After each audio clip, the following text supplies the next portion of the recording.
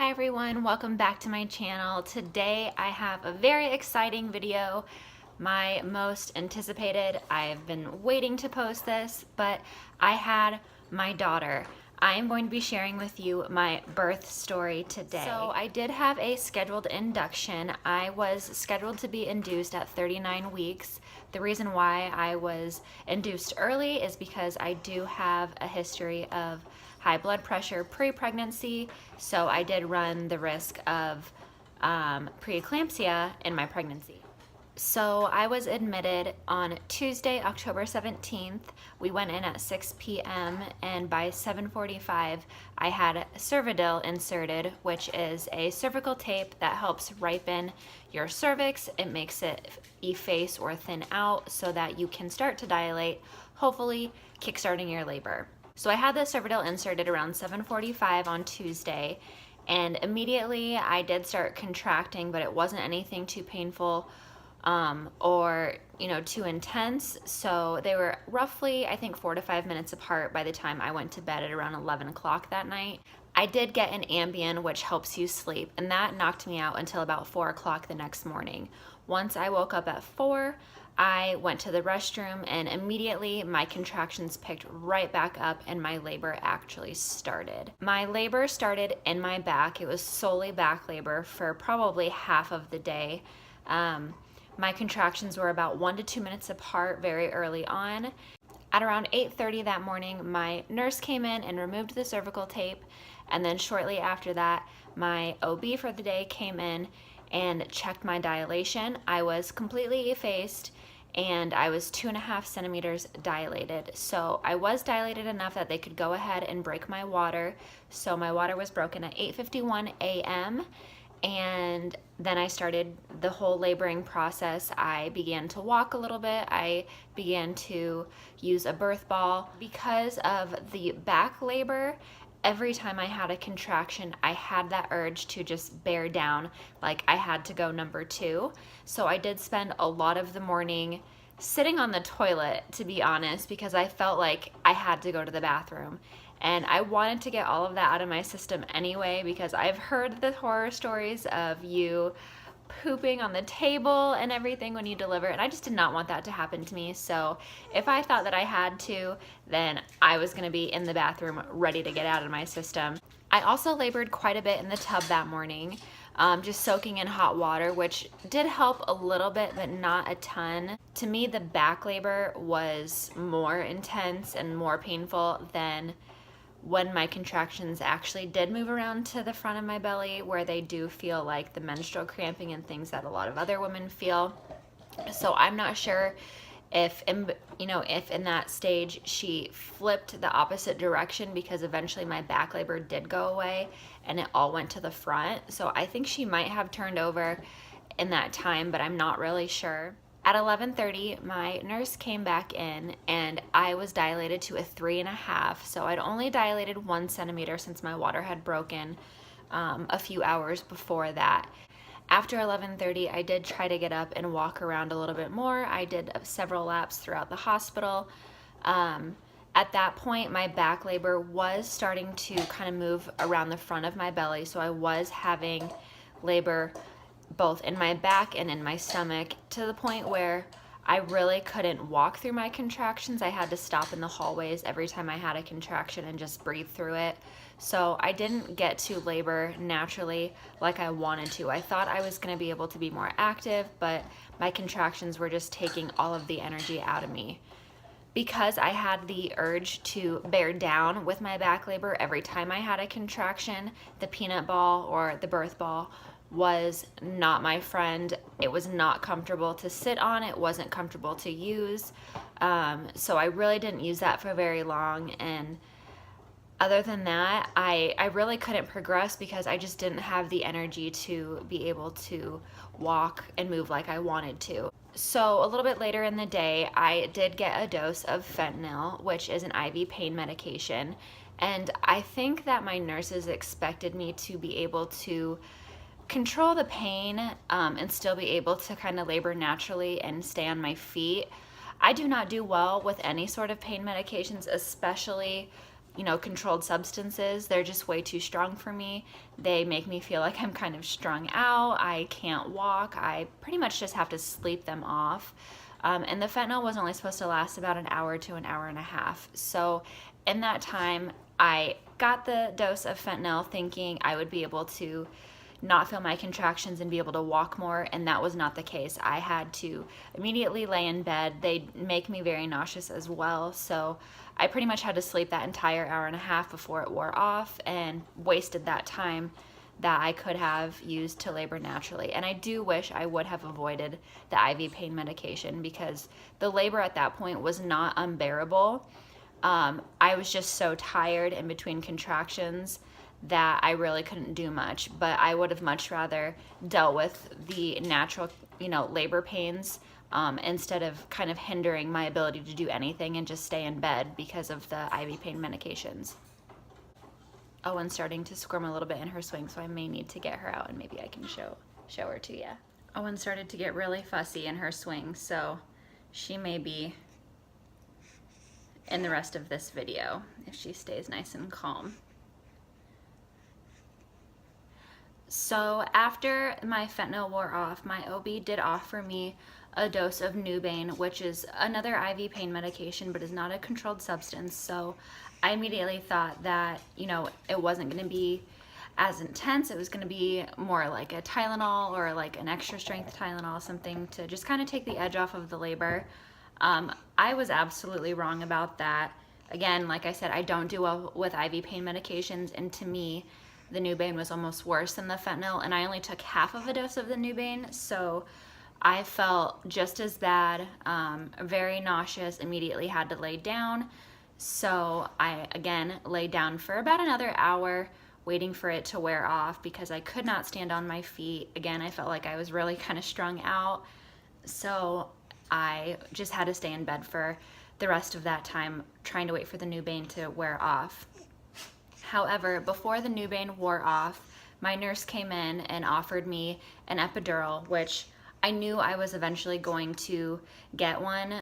I was trying to labor naturally as long as I could so that I wasn't gonna be stuck in bed, for most of the day. But at that point, because of the IV pain medications and just my energy, I was ready for the epidural.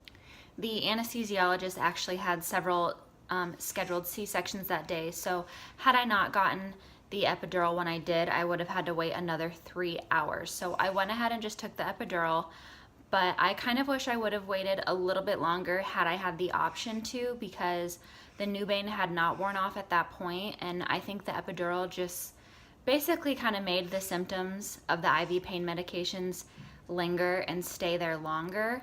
The epidural really wasn't that bad. The worst of it was getting the numbing, which I think most people say it feels like a bee sting, and it did. It stings for a few seconds, but it was nothing unbearable. I do very well with needles. I have a pretty high pain tolerance. The epidural, it works wonders. I loved it. So I will be getting another epidural should we have more children. So the epidural was in at 2:30.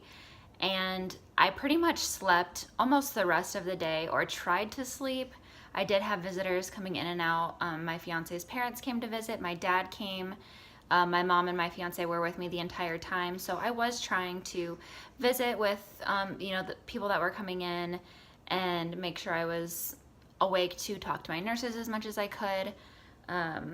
But again, with the epidural being put in while I still had the Nubain in my system, I was very loopy. I know my fiance took a few crazy Snapchats of me because I was just totally out of it. So I did try to sleep as much as I could the rest of the day, which kind of sucked because I really wasn't doing anything to help progress my labor. I was just crossing my fingers that I would dilate on my own, and that was not the case, unfortunately. Around 4:30, I had dilated to a 4. So between 8:30 in the morning and 4:30 that afternoon, I had only dilated 1.5 centimeters. And it was a little discouraging. I felt like I was gonna be in labor forever, like it wasn't gonna end. And at that point, I started to get really bad heartburn, so I did get some Tums, and about 10 seconds after I took the Tums, I threw it up. I felt that nausea pretty much all day since I had gotten the fentanyl originally earlier that day, and that feeling just didn't go away. And so the second I put anything into my body, which was the Tums, it all came out. That was all it took for me to just get it out of my system. And it actually kind of woke me up and made me more alert. I was able to stay awake for a little bit longer and be a little bit more coherent after that. But again, still didn't have very much energy. I still just wanted to sleep as much as I could. I just really couldn't get into the comfortable sleep because I was having so much heartburn. My night nurse came on around 7 and my day nurse left around 7:30. She wanted to check to see how far progressed I was. And at that point, I had only dilated to about a 4.5. So I dilated 2 centimeters all day long in almost 12 hours. I forgot to mention that at 4:30 when I was checked again and I was only dilated to a 4, that is when they decided to start Pitocin. My nurse that was monitoring my Pitocin, I don't think she was upping the dose as fast as she could have been. I mean, that's okay with me. I didn't mind. I didn't really know what was going on, but I think I could have handled it had she been able to up it more or at a quicker pace, just because of the epidural, I wasn't feeling anything. So I wasn't feeling the intensity of the Pitocin and how strong it makes your labor. So when my night nurse came on, she was ready to like get me in gear, and she upped my Pitocin as much as she could, as fast as she could. And between 7:30 and 9:30, when I had another check, I went from a 4.5 to 9 centimeters dilated. And I wasn't ready at that point because I thought, oh my gosh, if I'm at a 9, maybe I can start pushing. But I was so exhausted. I was still nauseous. I had no sleep. You know, I tried to sleep. I was able to sleep through some of the IV pain medications, but it wasn't enough. It wasn't a comfortable sleep. So I really did not get that quality rest that I needed, I think, to be able to, or what I thought I was going to need to be able to push and deliver this baby vaginally. So my nurse said, you know what, try and rest some more. We will check you in a little bit. And she let me rest until about 11:30 when she checked me again. And when she checked my legs, her head was right there. So my nurse said, all right, we're gonna do some practice pushes, and then we will call the birth party in. So she expected me to push for about 1 to 3 hours, which is pretty standard for first time moms, especially, you know, delivering vaginally for the first time. But because her head was right there, she said, I'm gonna be very disappointed in you if you are pushing for 3 hours. At that point, they cut you off and they will do a C-section. So I had about 20 minutes of practice pushes, and then they called in the birth party, and I pushed for another 26 minutes, so a total of 46 minutes pushing, and Owynn was born. The birth center that I was at did not do episiotomies, which is okay with me because I did not want one anyway. And I did have a very slight tear. I only had 1, maybe 2 stitches, but nothing intense, nothing, you know, it wasn't as bad as it could have been, which I'm very grateful for. Owynn was born on Thursday, October 19th at 12:19 a.m. She was 19.5 inches long. She weighed 7 pounds, 1.5 ounces, and she was perfect. She did have the cord wrapped around her neck, which in between my contractions, I did have the monitor on. Her heart rate was perfectly fine the entire time. My OB that delivered her was able to just swoop in and put her hand between the cord and her neck as soon as her head came out. So she was a little bit purple, but it really did not affect her too much. She came out breathing and crying just fine. She passed all of her testing. They did have to do a thorough check for hip dysplasia because I was born with hip dysplasia. It is hereditary. I was put in a brace a few hours after I was born for 4 months. So that was something that they were a little concerned about, but she was born perfectly fine and she's doing great. We stayed in the hospital until Saturday morning when we were discharged. We actually weren't sure that we were going to be able to take her home immediately because she was jaundice. a little more than I think we thought her to be. They had to do some blood work to make sure her levels weren't too high before she was able to go home with us, and luckily she was. We had to take her in for labs a couple more times within the first few days that we were home, just to see how high her jaundice was getting and if it was going to start dropping. So it did drop after the second lab draw. I think she had been home for 3 days at that point, and her color was starting to go down. She was looking a little less yellow, and we did not have to end up doing the UV bed lights or anything like that. So she's healthy, her jaundice went away, and we are just very grateful to have her here and have a very smooth labor and delivery. I couldn't have asked for, you know, anything to go any differently, because it was a safe, healthy delivery. There were no complications. As much as I wish I wouldn't have done the IV pain medications, you know, it didn't cause complications, and I'm okay with that. So I would have done it all over again the exact same way, you know, if I need to. She has tons and tons of hair.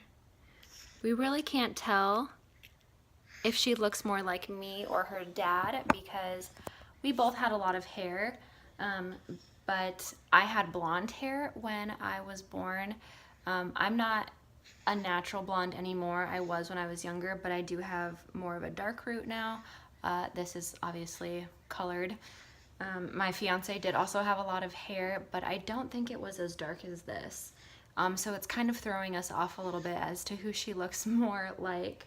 When she makes her little funny facial expressions, she definitely has my fiance's features, but every now and then I can see a little of me in her too. So she is a very good baby. She is 2 weeks old today, so I am going to be filming a video after this of our 2-week postpartum update for both me and baby, so stay tuned for that video. It may go up the same day as this, I'm not sure. I hope you enjoyed my labor and delivery story. I really love watching these videos. They're very informative. These kind of videos really helped ease my worries about labor and delivery. I had a lot of fears about it. I was very worried something would happen to me or something would happen to her at the last minute, and watching these kinds of videos just helped me be more aware of what to expect, what could potentially come up, you know, just any unexpected complications and things like that, and to just mentally prepare a little bit more for what I was going to go through. And so that's why I wanted to share this video today, is to, you know, help anyone out there who's going to go through this for the first time, or experience something different than they did with their previous births. So I really hope you enjoyed this video, and I will see you in my next one. Bye guys.